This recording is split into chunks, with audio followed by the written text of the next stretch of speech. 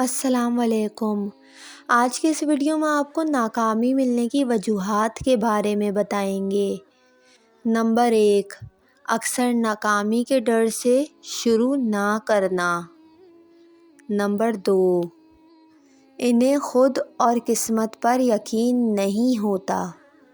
Number 3، اچھا plan ہوتے ہوئے بھی اس پر عمل نہ کرنا۔ نمبر 4، اپنے مقصد کا ہی واضح نہیں ہونا۔